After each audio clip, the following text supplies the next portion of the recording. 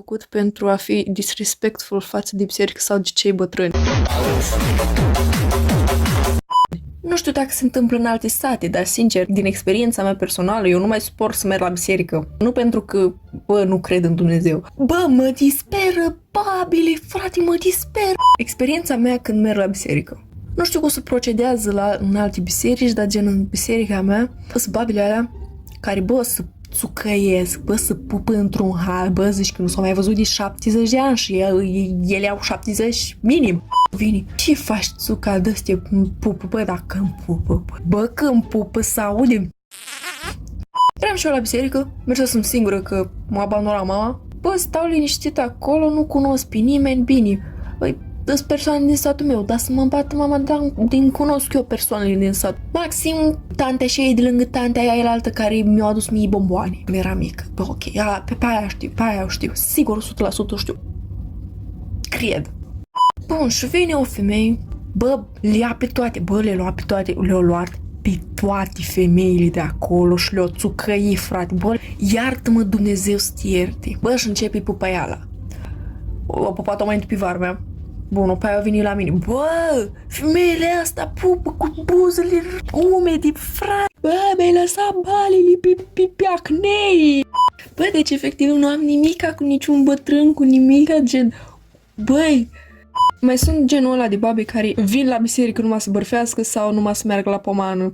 Am uitat cum se numește. Praznic, Așa. Dar vin numai pentru vin și pentru băutură, Tu dacă deschizi telefonul, să te uiți, naibii, câte ore îți tragi un side-eye.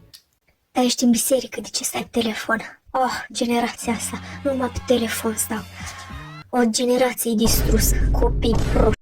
Dacă nu v-ați dat seama, am un stil un pic mai diferit când vine vorba de haine sau în principal toată apariția. Dacă merg la biserică, vă dați seama că nu fac nimic, adică îmi pun hainele puțin, alea mai puțin baggy. Mai trag ochii pe și ardă tată că te bate mai dacă întârzi, dacă n-ajungi nici popa noi. Da, tanti Măriuța, te-am văzut cum te uitai la mine și te-ai întors la ta Lenuța și ai zis ceva în timp ce încă te uitai la mine.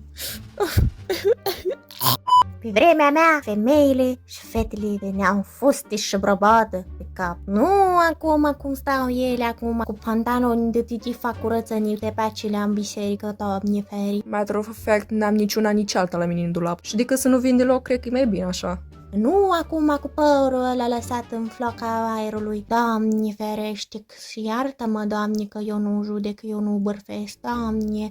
Dar ce urât se mai îmbracă fetele astea sau utopaia și arată jumătate de bucă, Doamne. Fata având un fucking skirt un pic mai sus de genunchi. Again, videoclipul a fost făcut pe baza unor fapte reale întâmplate la mine în biserică și nu am absolut nimica cu persoanele în vârstă. Tralala, viorele, păsărici, aprilie. Ce aprilie, coai? Ce aprilie? Anterioară, cât 70, 80, 70, 92. 6 copii, 8, 9, 11, suntem... Nu știu cum să proced duminică. Da. Să audi tata cum lucrează pe acoperișul, nu mai sportă și ceva, eu nu mai sport, nu, că eu renunț. Sună ca și cum merg grâi stomacul și...